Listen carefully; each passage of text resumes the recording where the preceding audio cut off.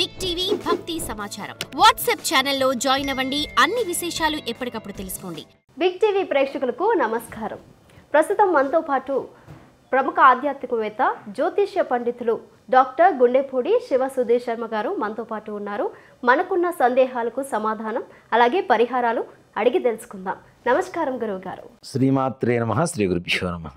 ధనుర్మాస విశిష్టత ఏంటి, అలాగే ఏ దేవుని పూజిస్తారు, అలాగే ఎలాంటి ఫలితాలు కలుగుతాయి గురుగారు చెప్పండి. ధనుర్మాసం గురించి మనం ముఖ్యంగా మాట్లాడుకోవాలి అంటే మనకి చాంద్రమానం సౌరమానం అని చెప్పి రెండు కాలమానాలు ఉన్నాయి. ఓకే గురుగారు. మనం 12 మాసాలు మనకు ఉండేటువంటి మాసాలు 12 చైత్రమాసం నుంచి పాల్గొన మాసం వరకు కూడా వీటిల్ని ఎక్కువగా చంద్రుడితో చాంద్రమానం ప్రకారం తీసుకునేటువంటి మాసాలు ఇవన్నీ కూడాను. అంటే ఒక్కొక్క పౌర్ణమి రోజున ఒక్కొక్క మాసంలో ఒక విశిష్టమైనటువంటి నక్షత్రం వస్తూ ఉంటుంది. ఆ మాసానికి ఆ నక్షత్రం యొక్క పేరే మాసానికి పేరుగా మారిపోతూ ఉంది. మరి ధనుర్మాసం అనేటువంటి మాసం 12 మాసాల్లో లేదు. ఇది ఎలా వచ్చింది అంటే మనం అమావాస్య నుంచి మరల అమావాస్య వరకు ఒక నెలగా తీసుకుంటాం. స్వస్తి శ్రీ చాంద్రమానేన అని చెప్పి రాస్తూ ఉంటాం కదా మనం ముహూర్తం రాసేటప్పుడు. అలాగే సౌరమానం అనేటువంటి ఒక విధానం కూడా ఉంది. సౌరమానం అంటే సూర్యుడిని ప్రధానంగా తీసుకోవటం. మనమేమో చంద్రుడు పౌర్ణమి రోజున పండగ చేస్తాం, విశిష్టమైనటువంటి పూజలు చేస్తూ ఉంటాం. కార్తీక పౌర్ణమి, ఆషాఢ పౌర్ణమి, వైశాఖ పౌర్ణమి, మాఘ పౌర్ణమి, ఇట్లాగా మార్గశిర పౌర్ణమి, ఇట్లాంటివన్నీ కూడా విశిష్టంగా చేస్తూ ఉంటాం. కానీ సౌరమానం ప్రకారం ఏం చేస్తారు అంటే పౌర్ణమి నుంచి పౌర్ణమి ఒక నెల, అలాగే అమావాస్యను వాళ్ళు పండగగా చేస్తూ ఉంటారు. ఇది ఉత్తర భారతదేశంలో సౌరమానం, దక్షిణ భారతదేశంలో చాంద్రమానం. అలాగే ఇందాక మనం చెప్పుకున్నట్టుగా చంద్రుడు పౌర్ణమి రోజున ఒక్కో నక్షత్రం వస్తుంది కాబట్టి ఒక్కో మాసానికి ఒక్కో పేరు ఉంటుంది. అలాగే సూర్యుడి ఆగమనం ఏదైతే గమనం ఉంటుందో తద్వారా కూడా కొన్ని మాసాలు ఉన్నాయి సౌరమానం ప్రకారం. దాంట్లో సూర్యుడు ఎప్పుడైతే ధనస్సు రాశిలోకి వస్తాడో అక్కడి నుంచి ధనుర్మాసం ప్రారంభమవుతుంది. ఇది ఎప్పటిదాకా ఉంటుంది? మకర సంక్రాంతి వరకు. మరలా మకర రాశిలోకి సూర్యుడు మారిపోతాడు. అంటే దీన్ని బట్టి ఏంటి అంటే సూర్యుడు ఒక్కొక్క నెలలో ఒక్కొక్క రాశిలో నివాసం ఉంటూ ఉంటారు ఆయన. కాబట్టి సూర్యుడి ప్రకారం కూడా సౌరమానం ప్రకారం కూడా 12 నెలలు ఉన్నాయి. అందుకని మనం ఏదైనా సత్యనారాయణ స్వామి వారి వ్రతం చేస్తూ ఉంటాం. వాటిల్లో పౌర్ణమికి ఎంత ప్రాధాన్యత ఉంటుందో రవి సంక్రమణం అంటే సూర్యుడు ఒక రాశి నుంచి ఇంకొక రాశికి మారేటువంటి రోజు ఏదైతే ఉంటుందో దానికి కూడా అంతే ప్రాధాన్యత ఉంటుంది. అలాంటి మాసాల్లో ధనుర్మాసం అనేటువంటిది చాలా విశేషమైనటువంటిది. ధనుస్సు రాశిలో సూర్య భగవానుడు ప్రవేశంతో మకర రాశిలోకి వెళ్ళేంత వరకు ఉండేటువంటి 30 రోజుల్ని కూడాను ధనుర్మాసం అని చెప్పి పిలుస్తూ ఉంటాం మనం. ఈ ధనుర్మాసంలో సూర్య భగవానుడు వచ్చిన తర్వాత అక్కడి నుంచి ఏ భగవంతుణ్ణి ప్రార్థించాలి, ఏ దేవుణ్ణి ఎలా పూజించాలి అనేటువంటి విషయానికి వస్తే ముఖ్యంగా వైష్ణవ దేవతలు అంటే విష్ణుమూర్తికి సంబంధించినటువంటి దేవతలు ఎవరైతే ఉంటారో వాళ్ళకి ఎక్కువగా ప్రాధాన్యంగా చేస్తూ ఉంటారు పూజలంతా కూడా. పొద్దున్నే 4 గంటలకి దేవాలయాలు తెరుస్తుంటారు. ఇప్పుడు కార్తీక మాసంలో చూడండి శివాలయం పొద్దున్నే దేవాలయం ఓపెన్ చేస్తుంటారు. అలాగే ధనుర్మాసంలో ముఖ్యంగా వైష్ణవ దేవాలయాలు 4 గంటలకల్లా ప్రారంభమైపోతాయి. ఇంకా ఓ మాట చెప్పాలి అంటే ఉత్తరాది దేశాల్లో లేదు మన తమిళనాడు కేరళ అట్లాంటి రాష్ట్రాల్లో అయితే రాత్రి 8 గంటలకల్లా మొత్తం టెంపుల్స్ మొత్తం క్లోజ్ చేస్తారు. ఎందుకంటే పొద్దున్నే లేచిన మనిషి ఎప్పుడు పనిచేస్తూ ఉండాలంటే కష్టం కదా. అంటే అక్కడ ఏంటి భగవంతుడు సాక్షాత్తు లైవ్లో ఉన్నాడు అనేటువంటి ఒక విశ్వాసం మనకు కనపడుతూ ఉంది. పొద్దున్న 4 దేవుడిని సుప్రభాత సేవ లేపితే 8 గంటల కన్నా పడుకోబెట్టకపోతే కష్టం కదా అనేటువంటి అంటే భగవంతుడు ప్రత్యక్షంగా అక్కడ ఉన్నాడని మనం భావించాల్సింది తప్పనిసరిగా. కాబట్టి ఈ ధనుర్మాసంలో 4 గంటలకి టెంపుల్స్ ఓపెన్ చేస్తారు. స్వామివారికి ముఖ్యంగా అది విష్ణుమూర్తి దేవాలయం అంటే రామాలయం కావచ్చు, లక్ష్మీనారాయణ స్వామివారి దేవాలయం కావచ్చు, లేదంటే వెంకటేశ్వర స్వామివారు కావచ్చు, శ్రీకృష్ణ భగవానుడి దేవాలయాలు కావచ్చు, ఆంజనేయ స్వామివారి దేవాలయం కావచ్చు, గరుత్మంతుడు ఉండేటువంటి దేవాలయాలు కొన్ని దేవాలయాలు అవి వామనమూర్తి, ఇలా విష్ణుమూర్తికి సంబంధించినటువంటి ఏ దేవాలయమైనా సరే వైష్ణవ సంప్రదాయంలో ఉండేటువంటి దేవాలయాలన్నీ కూడాను ప్రొద్దునే చక్కగా స్వామివారికి సుప్రభాత సేవతో దాని తర్వాత బాలభోగం అని చెప్పి చేస్తారు. బాలభోగం అంటే ప్రొద్దున్నే, బాల అంటే ఏంటి చిన్న స్టార్టింగ్ కదా. అలాగే ఇది కూడాను బాలభోగం అని చెప్పి ప్రొద్దునే చేసేటువంటి భోగం. స్వామివారికి ఏ రకమైనటువంటి పూజాధికాలు లేకుండా ముందు నివేదన పెట్టడమే బాలభోగం. ఓకే గురువు. ముఖ్యంగా. అలానే అభిషేకం చేస్తారు తదుపరి. ఇక్కడ ముఖ్యంగా ఇంకోటి కూడా ఏంటంటే స్వామివారికి అభిషేకం చేసే తరువాత వెంటనే నివేదన పెట్టాలనేటువంటిది ఒక మంచి వైష్ణవాగమ శాస్త్రంలో ఉంటుంది. దేనికంటే అభిషేకం చేసిన తర్వాత స్వామివారికి ఆకలి ఎక్కువగా ఉంటుంది. అందుకని చూడండి, మనం పిల్లల్ని ఏం చేస్తాం, స్నానం చేయిస్తాం. పొద్దున్నే లేవగానే వాళ్ళకి ఏదైనా ఫుడ్ పెడతారు, పెట్టి వాళ్ళు స్నానం చేయించి వెంటనే వాళ్ళకి పాలిచ్చి పడుకోబెడతారు కదా. అలానే స్నానం చేయగానే ఒక ఆకలి ఎక్కువగా ఉంటుంది స్వామివారికి. కాబట్టి నైవేద్యం జరిగిన వెంటనే షోడశోపచార పూజలతోనే వెంటనే మరలా నివేదన పెడతారు. ఇది అయిపోయిన తర్వాత మరలా సూర్యుడిని ప్రధానంగా తీసుకుంటున్నాం కాబట్టి సూర్యోదయం అయ్యేటువంటి సమయంలో మరలా విశేషమైనటువంటి సహస్రనామార్చనలు, అష్టోత్తర పూజలు ఇత్యాది కార్యక్రమాలు చేస్తారు. మరలా నివేదన పెడతారు. అంటే ఉదయం 4 గంటల నుంచి 6 గంటల లోపల 3 సార్లు స్వామివారికి నివేదన జరగాలి అనేటువంటిది ఒక ధనుర్మాసంలో ఉండేటువంటి ఒక నియమం. ఈ ధనుర్మాసంలో గోదాదేవి విశేషమైనటువంటి పూజలు చేస్తూ ఉంటారు. గోదాదేవికి అందులో వైష్ణవ సంప్రదాయంలో పాసురాలు అని చెప్పి 30 పాసురాలు ఉంటాయి. పాసురం అంటే ఒక గ్రంథం అనుకుందాం, ఒక సబ్జెక్ట్ మొత్తం. సబ్జెక్ట్లో 30 రకాల భాగాలు ఉంటాయి. ఏ రోజుకు ఆ రోజు. ఇప్పుడు సుందరకాండం ఉంది నాన్న, 64 సర్గలు ఉంటాయి. అలాగే ఈ పాసురాలు కూడా 30 ఉంటాయి. ఏ రోజుకు ఆ రోజు పాసురం చెప్పి స్వామివారికి వినిపించి, అంటే గోదాదేవి సాక్షాత్ విష్ణుమూర్తి గురించి ప్రార్థించినటువంటి విధానం అంతా కూడా ఆ పాసురాల్లో ఉంటుంది. అయ్యా నువ్వు ఇంతటి వాడవి కాబట్టి మాకు కరుణ చూపించు, మాపై కరుణ వహించేట్టు చెయ్యి అని చెప్పి గోదాదేవి చెప్పినటువంటి మంత్రాలు ఏవైతే ఉన్నాయో, శ్లోకాలు, పద్యాలు, అవన్నీ కూడా పాసురాలు అని చెప్పి పిలుస్తూ ఉంటారు. ఒక్కొక్క రోజు ఒక్కో పాసురం అని చెప్పి స్వామివారికి నివేదన చేసి అప్పుడు హారతులు అవి ఇస్తూ ఉంటారు. దీని ద్వారా ముఖ్యంగా ఏం జరుగుతుంది అంటే, గోదాదేవే విష్ణుమూర్తిని పొగిడేంత పద్యాలు మనం కూడా పొగుడుతూ ఉంటే స్వామివారు మనకు అనుగ్రహిస్తారా లేదా? ఇస్తారు కదా. అలాగే మరి నా మధ్యాహ్న సమయం ఇవన్నీ, ఈ సాయంకాల సమయాలు ఇవన్నీ జరుగుతూనే ఉంటాయి. దీంతో పాటుగా గోదాదేవి కళ్యాణం చేస్తారు. ధనుర్మాసంలో ప్రతిరోజు పాసుర పూజ, పాసుర పారాయణ, అలాగే బాలభోగం, స్వామివారికి అభిషేకం, తదుపరి మళ్ళీ విశిష్టమైనటువంటి పూజ ఇవన్నీ చేస్తూ ధనుర్మాసంలో వచ్చేటువంటి 27వ రోజు ఏదైతే ఉంటుందో గోదాదేవి ఎదురు చూస్తూ ఉంటుంది, ఎప్పుడు నన్ను కళ్యాణం చేసుకుంటాడు, ఎప్పుడు కళ్యాణం చేసుకుంటాడు రంగనాయక స్వామివారు అని.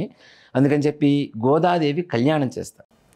ఈ గోదాదేవి కళ్యాణం జరిగిన సమయంలో గోదాదేవి విష్ణుమూర్తికి వారి కుటుంబ సభ్యులందరికీ కూడాను 108 రకాల వంటలు తయారు చేసి పెట్టారట భోజనాల్లో. దానికి గుర్తుగా ఇప్పుడు గంగాళం అంటే పెద్ద పెద్ద గంగాళాలు మనం చేయలేం, కానీ పెద్ద పెద్ద దేవాలయాలు చేస్తూ ఉంటారు. ప్రతి చిన్న దేవాలయంలో కూడాను ఒక 108 గంగాళాలు తయారు చేసి వాటిల్లో అనేక రకాలైనటువంటి ప్రసాదాలు పెడుతుంటారు. లేదంటే ఒకటే ప్రసాదం అన్ని గిన్నెల్లో పెట్టేసి చిన్న చిన్న గిన్నెల్లో పెట్టి స్వామివారికి నివేదన చేస్తారు. ఇదంతా కూడాను గోదాదేవి మన పుట్టింటి ఆడపడుచు కాబట్టి ఆవిడ తరపు నుంచి మనం చేస్తున్నట్టుగా భావన.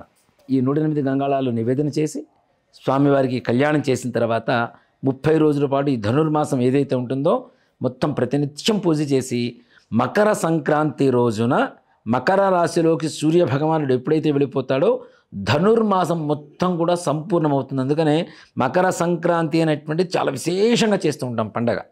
మనకు ఉండేటువంటి పెద్ద పండగల్లో మకర సంక్రాంతి, అంతేకాకుండా పెద్దల పండగ కూడా. పెద్ద పండగే కాదు, పెద్దల పండగ కూడా. పెద్దలకు ప్రతి నెల అమావాస్య రోజున మనం పితృతర్పణం, యమతర్పణం తప్పనిసరిగా ఇవ్వాలి అని చెప్పి శాస్త్రం చెప్తూ ఉంది. అంటే ఒక కొడుకై పుట్టినందుకు వాళ్ళకి ఉత్తర క్రియలు చేసేటువంటి అధికారం కొడుకే ఉంటుంది. కాబట్టి వారికి ఉత్తమ గతులు కలగాలి అంటే తప్పనిసరిగా ప్రతి నెల కూడా అమావాస్య రోజున కుమారుడు కొడుకై పుట్టినటువంటి వాళ్ళు యమతర్పణం, తిరతర్పణం చేస్తూ ఉండాలి. అలాంటిది ఇలాంటి మకర సంక్రాంతి రోజున కూడా ఎవరైతే తిలతర్పణం, యమతర్పణం చేస్తారో, అలాగే తలంటు స్నానం, తల స్నానం కూడా కాదు నాన్న, తలంటు స్నానం. తల స్నానం అంటే ఏదో మనం షాంపేసి రుద్దుకోవడం తల స్నానం అవుతుంది. తలంటు అంటే ఏంటి? చక్కగా తల నిండా మంచిగా నూనె పెట్టుకొని ఒంటి నిండా నలుగు పెట్టించుకొని పెద్దలతో చక్కగా, అది తలంటు స్నానం. కుంకుడుకాయలతో చేస్తే తలంటు స్నానం అవుతుంది. మామూలుగా మనం రోజు చేసేటువంటి షాంపులు పెట్టుకొని రుద్దుకొని చేసే స్నానాన్ని తల స్నానం అంటారు. దానికి దీనికి చాలా తేడా ఉంటుంది. ఈ తలంటు స్నానాన్ని చేసుకొని సంక్రాంతి పండగ చేసుకోవాలి. అంతేకాకుండా కొత్త ధాన్యం కూడా ఇంటికి వస్తూ ఉంటుంది. సంక్రాంతి సమయంలో కొత్త ధాన్యం ఇంటికి వస్తుంటుంది. మనకి తినడానికి కావలసినటువంటి ఆహార పదార్థాలు ఏవైతే మనం పండించుకుంటున్నామో, వరి ముఖ్యంగా మన తెలుగు రాష్ట్రాలు ఎక్కువగా తినేది వరి కాబట్టి, ఈ వరి ఇంటికి వచ్చినప్పుడు దానికి మర్యాదపూర్వకంగా పూజ చేయటం, ఇదంతా కూడా ధనుర్మాసంలో ఉన్నటువంటి భాగాలే. ఒక మాట చెప్పాలంటే మకర సంక్రాంతి వరకు కూడా ఉండేటువంటి పద్ధతులు ఇవన్నీ కూడా. ఈ విధంగా చేయడం ద్వారా సూర్య భగవానుడి అనుగ్రహం కలుగుతుంది. ఇది శాస్త్రం చెప్తాం కదా. కానీ దీంతో పాటుగా మార్గశిర మాసంలో సైన్స్ ఏం చెప్తుంది అంటే, ఈ శాస్త్రం సైన్స్ ఏ విధంగా మనకి బయటికి చెప్తుంది అంటే, మార్గశిర మాసంలోనే ధనుర్మాసం ప్రారంభమవుతుంది. ఓకే, పుష్యమాసంలో మధ్యలో వరకు. ఈ మాసంలో అంటే ఈ సమయంలో ఉండేటువంటి మనకి వాతావరణం ఎలా ఉంటుంది, అది చల్లగా ఉంటుంది. తొందరగా సూర్యోదయం కాదు, తొందరగా సూర్యాస్తమయం అయిపోతూ ఉంటుంది. సన్ రైజ్ తొందరగా కాదు, సన్సెట్ మాత్రం చాలా ఫాస్ట్గా అయిపోతూ ఉంటుంది కదా. ఇలాంటి సమయంలో ఎవరైతే తెల్లవారుజామున 4 గంటలకి చన్నీళ్ళ స్నానం చేస్తారో వాళ్ళకి శరీరం సంపూర్ణంగా ఆరోగ్యవంతంగా ఉంటుందని చెప్పి సైన్స్ చెప్తాం. వేడి నీళ్ళు గీజర్ తిప్పుకొని ఆన్ చేసుకొని వేడి నీళ్ళు సలసలా కాగేంత వరకు నీళ్లు పోసుకుంటే అవి స్నానాలు కావు. ఎందుకు అంటే స్నానం చేసేటువంటి విధానంలో మనిషి వాళ్ళ ఆలోచన విధానాన్ని, వాళ్ళ వ్యక్తిత్వాన్ని చెప్పవచ్చు తప్పనిసరిగా. ఇప్పుడు ప్రశాంతంగా ఉండే వాళ్ళని ఎవరితో పోలుస్తాం మనం? చల్లటి చంద్రుడితో పోలుస్తాం, అవునా? ఇప్పుడు గోరువెచ్చని నీళ్ళు స్నానం చేయొచ్చు, దాంట్లో పెద్ద పొరపాటేం లేదు. ఇంకొంచెం వేడిగా పర్లేదు. మరి సలసలా కాగే నీళ్లు పోసుకుంటుంటారు కొంతమంది స్నానం. అంటే వాళ్ళ తత్వం ఏమిటి? క్రూరత్వం కదా. అంటే మనం వాడేటువంటి నీళ్లు స్నానం చేసేటువంటి విధానం దగ్గర నుంచి కూడాను మన వ్యక్తిత్వం, స్వభావం తెలియజేస్తూ ఉంది. అలాగే మార్గశిర మాసంలో కూడాను నదీ స్నానం చేయమని చెప్తారు. నదీ స్నానం ఎలా చేస్తాం మనం? మామూలుగా నదిలో దిగుతూ ఉంటాం, స్నానం చేస్తాం. నదీ స్నానం ఎందుకు చేయాలి అంటే అసలు స్నానం చేసేటువంటి విధానం తెలుసుకోవడం కోసం. మనం ఇంట్లో స్నానం చేస్తే ఏం చేస్తాం? షవర్ తిప్పుతారు, లేదంటే మగ్గు తీసుకొని నెత్తిన పోసేసుకుంటారు కదా. ఇలా చేస్తే హెల్త్ ప్రాబ్లమ్స్ వస్తాయి. అంటే భవిష్యత్తులో ఏ రకమైనటువంటి స్నానం చేస్తే ఎలా ఉంటారు, ఏ విధమైనటువంటి ఆరోగ్యం కలుగుతుంది అనేది మన సనాతన ధర్మం, హిందూ ధర్మం కొన్ని వేల సంవత్సరాల క్రితమే కనుక్కుంది. ఇప్పుడు స్నానం చేసినప్పుడు మనం నదిలో ఎలా దిగుతాం? నదిలో కానీ చెరువులో కానీ ఎలా దిగుతాం? నిదానంగా కాళ్ళతో ముందు దిగుతూ స్నానం చేస్తూ ఉంటాం. ఎవరైతే డైరెక్ట్ మగ్గు తీసుకొని నెత్తిన పోసుకుంటారో, ఎవరైతే షవర్ తిప్పి డైరెక్ట్ దాని కింద నెచ్చుంటారో, బ్రెయిన్ స్ట్రోక్స్, హార్ట్ ప్రాబ్లమ్స్ వస్తాయి వాళ్ళకి. ఎందువల్ల? రాత్రంతా పడుకుంటాం, బుర్రంతా కూడా, మైండ్ అంతా కూడా ఆలోచనలతో బాగా వేడిగా ఉంటుంది. అంత వేడిగా ఉన్నదాన్ని ఒక్కసారి మీద మీరు బాగా అట్లు వేసుకునేటువంటి పెనం మీద బాగా కాగిన తర్వాత నీళ్ళు చల్లని స్మని సౌండ్ వస్తుంది, అవునా? ఒక్కసారిగా చల్లారుస్తాను అంటే ఎలా తీసుకుంటుంది మైండ్? కష్టం కదా. అందుకనే నదీ స్నానం ఎలా చేస్తామో కాళ్ళ దగ్గర నుంచి శరీరాన్ని తడుపుకుంటూ రాండి అని చెప్పడమే నదీ స్నానం యొక్క పరమార్థం. దానివల్ల ఆరోగ్యం లభిస్తుంది అని చెప్పడం. ఈ కాళ్ళ దగ్గర నుంచి కాళ్ళకి చన్నీళ్ళు పోయగానే దేనికి సంకేతం వెళ్ళిపోతుంది? సిగ్నల్స్ దేనికి వెళ్తాయి? బ్రెయిన్కి వెళ్తాయి. నీ శరీరం చల్లబడబోతోంది, సో దేనికి ప్రిపేర్ అవ్వమని చెప్పి మైండ్కి సిగ్నల్స్ వెళ్ళిపోతాయి కదా. దాని ద్వారా మైండ్ చక్కగా ప్రశాంతంగా మనం చేసే స్నానాన్ని తీసుకుంటుంది. ఏ రకమైనటువంటి అనారోగ్యాలు ఉండవు. డైరెక్ట్ మగ్గెత్తి నీళ్లు పోసేసుకుంటాను, షవర్ కింద నిల్చుంటాను అంటే హెల్త్ ప్రాబ్లమ్స్ ఇప్పుడు ఎక్కువగా ఇప్పుడున్న వాళ్ళలో హార్ట్ అండ్ బ్రెయిన్ ఇవి ఎక్కువగా దెబ్బతింటున్నాయి. ఎందుకు అంటే మనం స్నానం చేసేటువంటి విధానం మనకి తిరిగిపోవటం వల్ల. నదీ స్నానం చేయడం అనేది మనకు స్నానాన్ని చేసేటువంటి విధానాన్ని నేర్పించడం కోసమే ముఖ్యంగా ప్రవేశపెట్టారు. చల్లనీళ్ళ స్నానం చేయడం, పొద్దున్నే దీపారాధన చేస్తాం. పొద్దున దీపారాధన చేస్తాం కదా. ఎందుకు చేస్తాం మనం? దీపారాధనలో కూడా, మార్గశిర మాసంలో చేసేటువంటి దీపారాధనలో కూడా చాలా సైన్స్ దాగి ఉంది, చాలా అవసరాలు దాగి ఉన్నాయి, శాస్త్రం కూడా దాగి ఉంది. శాస్త్రం ఏం చెబుతుంది అంటే, ఎవరైతే నువ్వుల నూనెతో దీపారాధన చేస్తారో, పత్తితో తయారు చేసినటువంటి వత్తి వేసి మట్టి ప్రమిదలో దీపారాధన చేస్తారో, ఎవరింట్లో అయితే హెల్త్ ప్రాబ్లమ్స్తో బాగా బాధపడుతున్నారో, అనారోగ్యంతో, ఆ ఇంట్లో మృత్యువు తీసుకెళ్ళడానికి వచ్చినటువంటి యమభటులు కూడా దీపారాధించి వచ్చినటువంటి సన్నగా పొగ వస్తూ ఉంటుంది పైకి. దీపారాధన పెట్టినప్పుడు సన్నగా పొగ వస్తూ ఉంటుంది. మనం కాసేపు చేయి ఇట్లా పైకి పెడితే మన చేయి మొత్తం పొగ మొత్తం నల్లగా తయారవుతుంది కదా. ఈ పొగ మన కంటికి సామాన్యంగా కనపడదు, కానీ యమభటులు ఆ పొగను పీల్చేసి ప్రాణం తీసుకున్నంత సంతృప్తిగా వెళ్ళిపోతారట, ఇంట్లో ఉన్న వాళ్ళ ప్రాణం తీయకుండా. ఓకే గురుగారు. ఇది శాస్త్రం చెప్తోంది. నువ్వు అంటే శని, పత్తి అంటే శని, మృత్యువు. సో కాబట్టి ఆ విధంగా సంతృప్తి పడి వెళ్ళిపోతారు. రెండవది అవసరం. పూర్వకాలంలో, ఇప్పుడంటే మనకి స్విచ్ చేస్తే లైట్ వస్తుంది, ఏసీ వస్తుంది, ఫ్యాన్లు వస్తున్నాయి, అన్నీ వస్తున్నాయి. పూర్వకాలంలో విద్యుత్ దీపాలు అవేవి లేవు, అవునా? పూర్వకాలంలో పశు సంపద ఎక్కువ, గో సంపద ఎక్కువ. పొద్దున్నే లేవగానే ఏం చేయాలి వీళ్ళు? తప్పనిసరిగా పశువులకి మేత వేయాలి. ఇంట్లో పొయ్యి వెలిగించాలన్నా కట్టెలు తీసుకొచ్చి వెలిగించాలి. స్నానం చేసిన తర్వాత, దీపారాధన చేసిన తర్వాత మాత్రమే గోవులకి వీళ్ళు మేత వేసేవాళ్ళు. అంటే గోవుల్ని కూడా చాలా సంప్రదాయంగా సశాస్త్రీయంగా చూసుకునేటువంటి విధానం. కాబట్టి ఇప్పుడు కాలమంతా కూడా చల్లగా వాతావరణం ఉంది నాన్న. విషసర్పాలు, క్రిమికీటకాదులన్నీ కూడా ఎక్కడ వేడిగా ఉంటుందో అక్కడ చేరుతూ ఉంటాయి. గడ్డి వాము వేసేవాళ్ళు ఇంట్లోనే పూర్వకాలంలో. గడ్డి ఎలా ఉంటుంది? లోపలంతా వెచ్చగా ఉంటుంది. ఇలాంటి పాములు ఇవన్నీ లోపల దిగిపోతూ ఉంటాయి.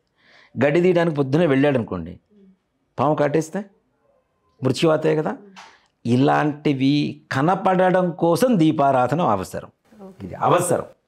ఇందాకటి శాస్త్రం, ఇది అవసరం, అవునా?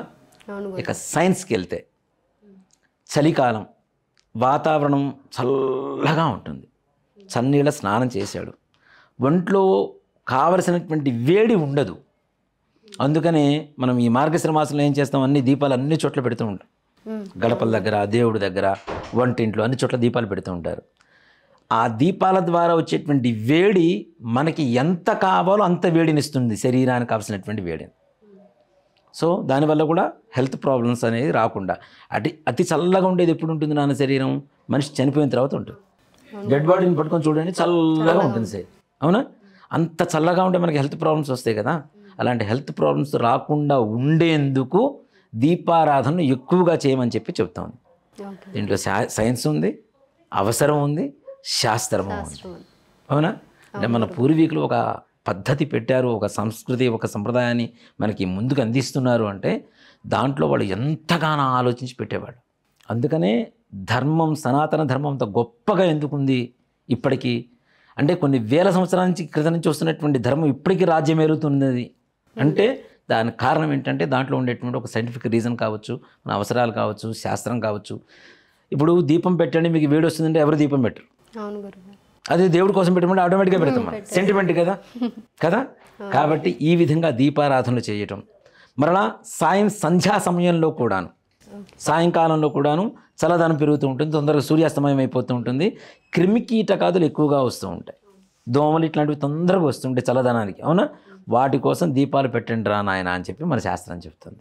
మార్గశిర మాసంలో ఈ విధంగా స్నానాలు చేయాలి, తెల్లవారుజామున చక్కగా దేవుడికి పూజ చేసుకోవాలి. మనం గుడికి వెళ్ళేటువంటి అవకాశం లేకపోతే కనీసం మన ఇంట్లో అయినా చేసుకోవచ్చు. దేవుడు భగవంతుడు ఎక్కడ లేడు చెప్పండి? ఎక్కడైనా భగవంతుడు ఉంటాడు. కాకపోతే దేవాలయం ఇంకా పవిత్రంగా ఉంటుంది, ఇంకా పాజిటివ్ వైబ్స్ అంటే ఆ శక్తి ఎక్కువగా ఉంటుంది దేవాలయాల్లో.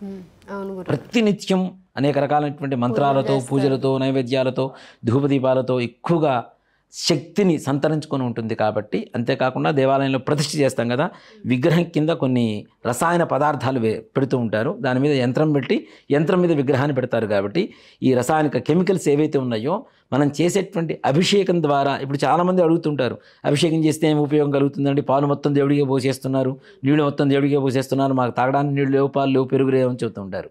ఏవైతే విగ్రహాల కింద కెమికల్స్ పెట్టి దాని మీద రాగిది కానీ, వెండిది కానీ, బంగారం కానీ యంత్రం పెట్టి యంత్రం మీద విగ్రహాన్ని పెడుతూ ఉన్నారో, మనం పోస్తున్నటువంటి పాలు, నీళ్లు, పెరుగు, నెయ్యి, తేనె, పంచదార అన్నీ కూడాను ఒక పాజిటివ్ వైబ్స్ని మనకి జనరేట్ చేస్తూ బయటికి పంపిస్తూ ఉంటాయి. అందుకని అభిషేకం తీర్థం ఎందుకు అంత పవర్ఫుల్ అంటే అది పవిత్రత అనేది తీసి పక్కన పెడదాం, మోస్ట్ పవర్ఫుల్. ఓకే గురుగారు. హెల్త్ ప్రాబ్లమ్స్ని క్యూర్ చేయడానికి చాలా ఉపయోగపడుతుంది. అంటే వాటి మీద పడ్డ రియాక్షన్ ఏదైతే ఉంటుందో ఆ రియాక్షన్ మనం తీర్థంగా తీసుకుంటాం. ఓకే గురుగారు. ఇలాంటివి చేస్తే ధనుర్మాసంలో అందరికీ కూడా ఆ శ్రీమన్నారాయణ అనుగ్రహం పరిపూర్ణంగా కలుగుతుంది. నేను ఓకే గురుగారు, దత్తాత్రేయ జయంతి ప్రాముఖ్యతను తెలియజేయండి గురుగారు. మార్గశిర మాసం పౌర్ణమి దత్త జయంతి అని పిలుస్తుంటాం కదా. దత్త జయంతి ఇప్పుడు మనం చెప్పుకునేటువంటి పరిహారాలు కావచ్చు, అలానే కొన్ని ఉపాసన విధానాలు కావచ్చు, మంత్ర యంత్ర తంత్ర రహస్యాలు ఇవన్నీ కూడాను దత్తాత్రేయుడి నుంచి మనకి సంభవించినటువంటివి. చాలామంది కూడా దత్తాత్రేయుడు అనగానే మనకి సాయిబాబాకి ఏదో రిలేటెడ్గా చూస్తూ ఉంటారు. దత్తాత్రేయం వేరు, సాయిబాబా ఇది వేరు. ఓకే ఆయనకి ఈయనకి సంబంధమేం లేదు. కాబట్టి దగ్గరలో ఊళ్ళు ఉండేసరికి ఒకటే అనుకుంటున్నారు. మహారాష్ట్రలోనే గంగాపూర్ ఉంది, షిరిడి ఉంది, ఇవన్నీ దగ్గరలో ఉన్నాయి కాబట్టి అనుకుంటున్నారు. కానీ దానికి దీనికి సంబంధం ఏం లేదు, ఏ రకమైనటువంటి సంబంధం లేదు.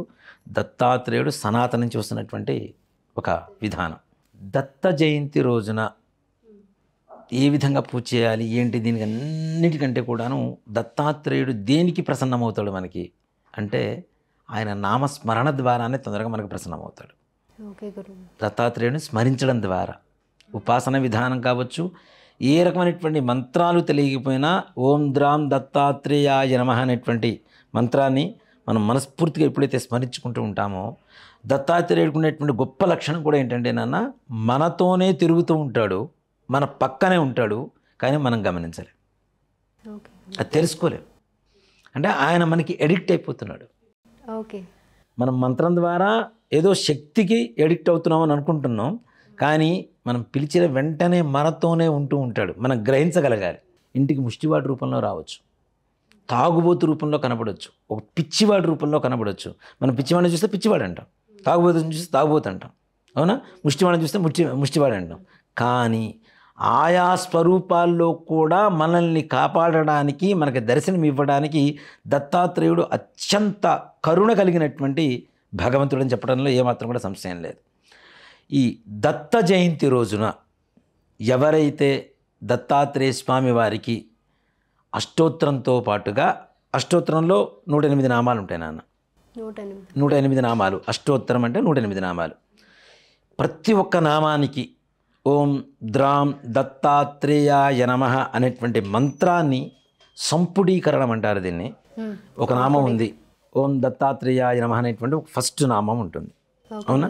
దానికి ముందు ఓం ద్రాం దత్తాత్రేయాయ నమః, మరలా అష్టోత్తరంలో ఒక నామం దత్తాత్రేయాయ నమః, మరలా ఓం ద్రాం దత్తాత్రేయాయ నమః, ఓం ద్రాం దత్తాత్రేయాయ నమః, ఓం గురవే నమః, ఓం మరలా ఓం ద్రాం దత్తాత్రేయాయ నమః, ఓం ద్రాం దత్తాత్రేయాయ నమః, ఓం విష్ణవే నమః.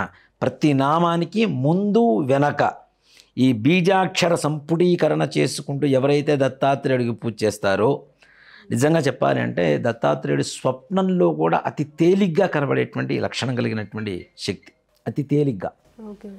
ఎవరైతే దత్త జయంతి రోజున పూజ చేసి స్వామివారిని నామస్మరణ చేస్తూ ఉంటారో వారికి ఆ రాత్రి కలలో సాక్షాత్కరించి స్వప్నంలో వాళ్ళకు ఉండేటువంటి సమస్యకి పరిష్కారం కూడా తెలిపేంత అతి సులువైనటువంటి అత్యంత శక్తివంతమైనటువంటి భగవంతుడు దత్తాత్రేయుడు.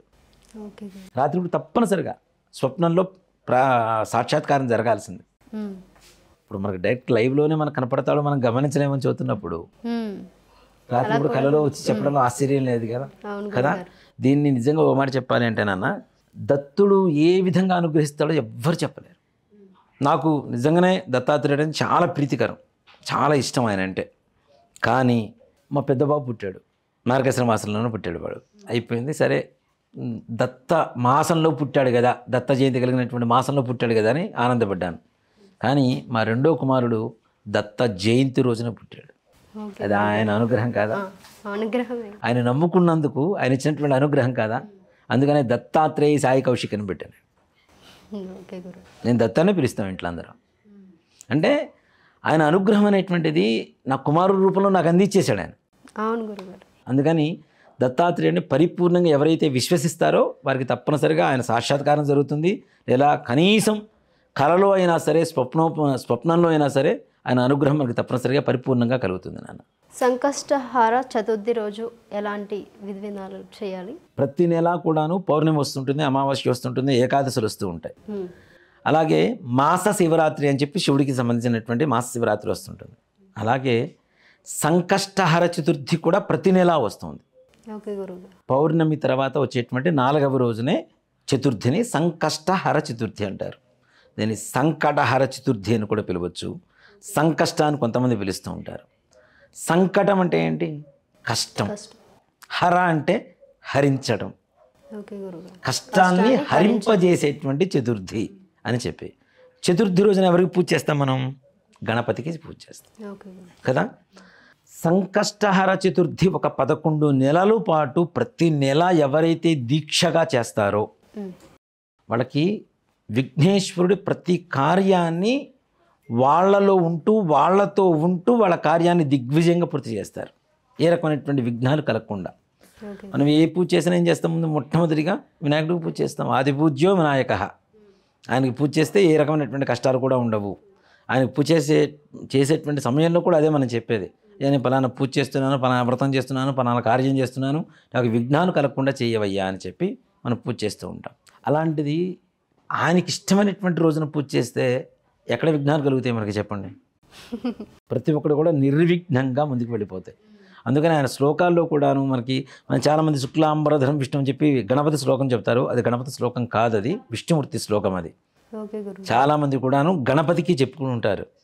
శుక్లాం బరధరం విష్ణుం శశివర్ణం చతుర్భుజం ప్రసన్నవదనం ధ్యాయే సర్వ విఘ్నోపశాంతయే. విఘ్నోపశాంతయ అనగానే వెంటనే వినాయకుడిని అనుకుంటాం మనం. అది విష్ణుమూర్తికి సంబంధించినటువంటి శ్లోకం. అందుకని గణపతి శ్లోకం ఉంటుంది. దీంట్లో సంకటహర గణేశ స్తోత్రం అని ఒకటి ఉంటుంది. ఓకే గురు. సంకటహర గణేశ స్తోత్రం కదా. గణపతికి ముఖ్యంగా నవగ్రహాలలో కేతుగ్రహం యొక్క అధిష్టాన దేవతే గణపతి. కేతుగ్రహం ద్వారా కలిగేటువంటి నష్టాలు ఏవైతే ఉంటాయో అవన్నీ కూడా నివారణ గణపతి కలుగు చేస్తూ ఉంటాడు. అందుకని మనం గరికతో పూజ చేస్తాం కదా గణపతికి. చాలామంది ఎందుకు చేస్తాము అనేది ఎవరికీ తెలియదు. గరిక పూజ చేయాలి, దేవుడికి చేస్తే మంచిది, అంతే. గణపతికి ఇష్టమైనటువంటి వస్తువులు ఏంటి అంటే గరిక. ఓకే. కేతువుకి అధిష్టాన దేవత గణపతి కాబట్టి ఆ గరికతోనే గణపతికి పూజ చేస్తాం. పూజ చేస్తే కేతుగ్రహం ఇచ్చేటువంటివి ఏంటి? ముఖ్యంగా వివాహం, సంతానం, ఆరోగ్యం, చర్మ సంబంధమైనటువంటి వ్యాధులు, ఇవన్నీ కూడాను కేతుగ్రహ కంట్రోల్లో ఉంటాయి. అలానే అనుకున్న పనులు కాకుండా దాంపత్య జీవితం సంతోషమయంగా లేకుండా ఉండడానికి క్రోధం, ఎక్కువగా కోపం వస్తుంటుంది చూడండి, అలాగే మెంటల్ డిప్రెషన్, వీటన్నిటి కూడా కారణం ఎవరంటే కేతుగ్రహం. వీటన్నిటిని దూరం చేసేటువంటి వాడు ఎవరు అంటే కేతువు. ఇప్పుడు మీరున్నారు నాన్న, మీతో పని ఉంది, మీరు నా మాట వింటలేదు, మీ అమ్మగారి దగ్గరికి వెళ్ళి నేను రికమెండ్ చేయించుకున్నా, మీరు నా మాట వింటారా వినరా, నాకు పని చేసి పెడతారా లేదా? అలాగే కేతుగ్రహాన్ని మనం డైరెక్ట్గా టచ్ చేయలేనటువంటి స్థాయిలో గణపతిని పట్టుకుంటే ఆటోమేటిక్గా మనకి కేతుగ్రహం ద్వారా వచ్చేటువంటి నష్టాలు మొత్తం వెళ్ళిపోతాయి. ఈయన ఇచ్చేటువంటి లాభాలన్నీ ఇస్తూ ఉంటాడు. గణపతిలో ముఖ్యంగా చాలామంది మహాగణపతి, శక్తి గణపతి, వల్లభ గణపతి ఇట్లాంటి గణపతులు చెప్పుకుంటూ ఉంటారు. మొత్తం 32 రకాల గణపతులు ఉన్నారు మనకి. వాటిల్లో కొన్ని భయంకరమైనటువంటి ఉపాసనా విధానాలు ఉన్నాయి. అలాగే సౌమ్యంగా సాత్వికంగా ఉండేటువంటి గణపతి పూజా విధానాలు ఉన్నాయి. వీటిల్లో మనం మహాగణపతి పూజ చేస్తూ ఉంటాం. అలానే మనం ఏ పూజ చేసినా ముందు పసుపుతో గణపతి చేస్తాం కదా.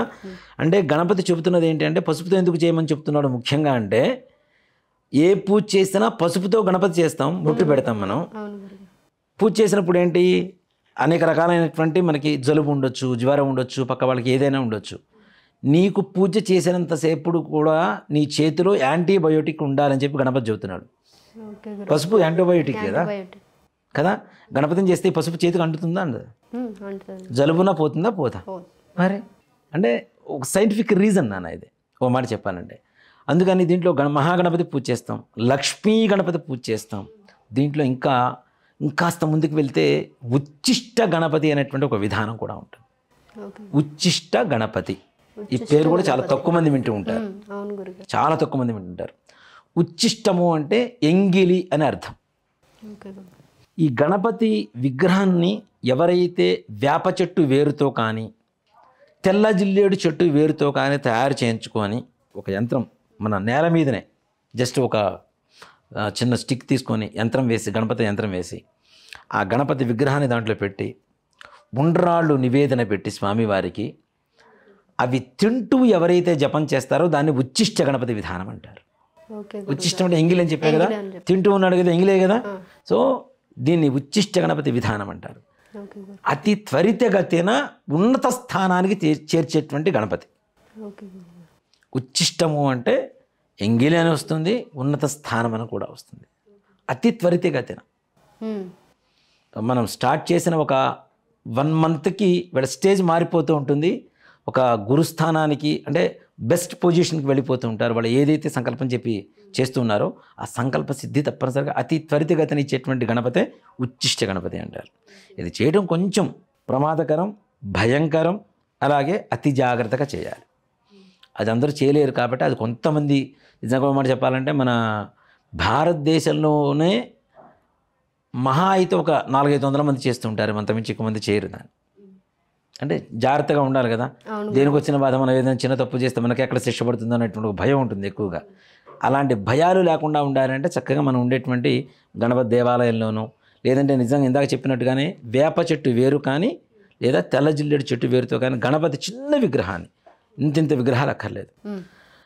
ఎందుకు ఈ వేర్లతోనే చేయాలి ముఖ్యంగా అంటే వేప అంటే లక్ష్మి, లక్ష్మీ గణపతి వచ్చేసాడు ఇంటికి, అయిపోయింది. తెల్ల జిల్లేడు ఎందుకు చేయాలి? శ్వేతార్క గణపతి అంటాం దీన్ని. మనం తెల్ల జిల్లేడు చెట్టు ఇంట్లో ఆగ్నేయ మూలలో వేస్తే ఒక రకమైనటువంటి ఆకారం వస్తుంది, ఈశాన్య మూలలో వేస్తే ఇంకో రకమైనటువంటి ఆకారం వస్తుంది కింద చెట్టు వేరుకి. ఈశాన్యంలో చెట్టు ఉందనుకోండి మన ఇంట్లో, ఆ చెట్టు వేరు ఉత్తరం వైపు పాకున్నటువంటి వేరును కట్ చేయకుండా తీయగలిగితే గణపతి సాక్షాత్కరిస్తూ ఉంటాడు. అంటే ప్రకృతి సిద్ధంగా వేరులోనే గణపతి కనపడతాడు మనకి, మనకి చెక్కాల్సిన అవసరం లేదు. కానీ అలా కాకుండా అంత పరిస్థితి మేము తెచ్చుకోవడం చేయలేము అనుకుంటే కనీసం చెట్టు వేరు కనపడితే దాంతో చిన్న గణపతి విగ్రహం తయారు చేయించుకొని గణపతికి ఓం గం గణపతయే నమః ఇందుమించి పెద్ద బీజాక్షరాలు చెప్తే అవి కూడా తప్పే అవుతాయి. కాబట్టి ఓం గం గణపతయే నమః అనేటువంటి మంత్రంతో గరికతో, గరిక కూడాను మనం కట్ చేయకుండా భూమి లోప నుంచి తీయాలి, మూలంతో తీయాలి. మూలంతో తీసినటువంటి గరికతో గణపతికి ఎవరైతే పూజ చేస్తారో స్వామివారికి ఎన్ని నివేదనలు పెట్టినా ఉండ్రాళ్ళు బెల్లం ఈ రెండింటికి మించింది ఇంకేమీ లేదు. అంత ఇష్టమైనటువంటి నైవేద్యం ఏదైనా ఉందంటే మీరు పండ్లు పెట్టండి, కొబ్బరికాయలు పెట్టండి, 1000 కొబ్బరికాయలు పెట్టండి, ఏమైనా పెట్టండి, ఆయన సంతృప్తి పడేది దేనికంటే ఉండ్రాళ్ళు, చిన్న బెల్లం ముక్క. ఉండ్రాళ్ళు అంటే మనం ఇన్ని చేయాల్సిన అవసరం లేదు, చిన్న చిన్నవి కొద్దిగా చేసుకోండి, 21 చేసుకోండి ఇంట్లో చక్కగా. ఇది కూడాను స్వామివారికి సంకష్టహర చతుర్థి రోజున చాలామంది ఉదయం పూట పూజ చేస్తూ ఉంటారు. ప్రదోషకాలంలో చేసేటువంటి పూజ వల్లే అత్యంత తొందరగా మనకి ఆయన అనుగ్రహం కలుగుతుంది. శివ కుటుంబం మొత్తం కూడా ప్రదోషకాలమే నాన్న పూజలు చేయాలి అంటే. మనకి సుబ్రహ్మణ్య షష్ఠి చేస్తాం, సాయంకాల సమయంలో చేస్తాం. మాస శివరాత్రి, మహాశివరాత్రి ప్రదోషకాలంలోనే చేస్తాం. దేవి నవరాత్రులు మొత్తం రాత్రిపూటే చేస్తాం, అవునా? అలాగే మనకి వసంత నవరాత్రులు తీసుకోండి, వారాహి నవరాత్రులు తీసుకోండి, రాజశ్యామల నవరాత్రులు తీసుకోండి, ఇవన్నీ కూడా శివ కుటుంబానికి సంబంధించినటువంటి దేవతలు వీళ్ళందరూ కూడాను. కాబట్టి ఈ నవరాత్రులు చేసినా కూడా ప్రదోషకాలం నుంచి పూజను మొదలు పెడతాం. కాబట్టి గణపతి కూడా శివ కుటుంబంలో ఉన్నటువంటి శక్తే. కాబట్టి సాయంకాలం 6:30 గంటల నుంచి ప్రారంభించి ఈ గణపతికి పూజ చేయడం ద్వారా తొందరగా మనం అనుకునేటువంటి సంకల్ప సిద్ధి జరుగుతుంది. గరికతో ఓం గం గణపతయే నమః అని ఒక 108 సార్లు చక్కగా జపం చేసుకుంటూ ఒక్కొక్క గరిక తీసుకొని స్వామివారి పాదాల దగ్గర పెట్టి, అందులో గణపతికి కూడా చాలామంది అక్షతలు వాడమంటే పసుపు అక్షతలు వాడతారు, రక్తాక్షతలు వాడాలి. ఇప్పుడు మన గణపతి ఎలా ఉంటాడు, ఏ రంగులో ఉంటాడు అసలు గణపతి? మనం ఏనుగు చూస్తాం కదా, కాదు, ఆయన ఉండేది ఎర్రటి వర్ణంలో ఉంటాడు గణపతి. రక్తవర్ణంలోనే ఉంటాడు. రక్తవర్ణ పుష్పాలు అంటేనే ఇష్టం ఆయనకి, ఎర్రటి పూలు అంటే ఇష్టం. ఇప్పుడు మందారం, గులాబీ ఇట్లాంటివి ఉంటాయి కదా, అలాంటి వర్ణాలంటేనే ఇష్టం ఆయనకి. అలాగే అక్షతలు కూడా రక్తాక్షతలతోనే పూజ చేయాలి గణపతికి. ఇవి తప్పనిసరిగా మనం చిన్న చిన్నవే, పెద్ద విషయాలు కూడా కాదు, కానీ ఇలాంటి వాటిని మనం పట్టించుకోకుండా మనం నార్మల్గా పసుపు అక్షతలతో పూజ చేస్తూ ఉంటాం. కాబట్టి రక్తాక్షతలతో, రక్తవర్ణ పుష్పాలతో అంటే ఎర్రటి పుష్పాలతో స్వామివారికి పూజ చేస్తూ గరికతో పూజ చేస్తే ఎవరైతే ఉండ్రాళ్ళు బెల్లం నివేదన పెడతారో ఆ బెల్లం కూడాను చదువుకునేటువంటి పిల్లలకి పెట్టకూడదు, మరలా ఇంట్లో పెద్దవాళ్ళు మాత్రమే తినాలి. ఆ బెల్లం ఎక్కువ తింటే మందబుద్ధి ఎక్కువగా వస్తుంది కాబట్టి అందుకని తినొద్దని చెప్తారు. ఒకసారి తింటే మొదలు పెడితే ఏమవుతుంది, తింటూనే ఉంటారు. బెల్లం తీయగా ఉంటుంది కదా. ఇప్పుడంటే నానా రకాల చెత్తలతో తయారు చేస్తున్నారు కానీ పూర్వకాలంలో మంచి స్వచ్ఛంగా ఉండేది బెల్లం. కాబట్టి తింటుంటే తినాలనిపించేది. అందుకని చెప్పి పిల్లలకి పెట్టవద్దని చెప్పి ఒక నియమంగా చెప్తూ ఉంటారు. ఈ విధంగా పూజ చేసుకుంటే గణపతి అనుగ్రహం పరిపూర్ణంగా కలుగుతుంది సంకష్టహర చతుర్థి రోజున. గురువు గారు మా ప్రేక్షకులకి మంచి చక్కటి సలహాలు అందించారు. మీకు చాలా ధన్యవాదాలు. అలాగే మీ అమూల్యమైన సమయాన్ని మాకు కేటాయించినందుకు ధన్యవాదాలు గురువు గారు. శ్రీమాత్రే నమః. శ్రీ గురుభ్యో నమః. చూసారు కదా, మీకేమైనా సందేహాలు ఏమైనా ఉంటే కామెంట్ సెక్షన్లో కామెంట్ చేసి తెలియజేయండి. ఇది ఇవాల్టి ఎపిసోడ్. మరో ఎపిసోడ్లో మళ్ళీ కలుసుకుందాం. అంతవరకు సెలవు. నమస్కారం. For more videos like this, subscribe Big TV channel.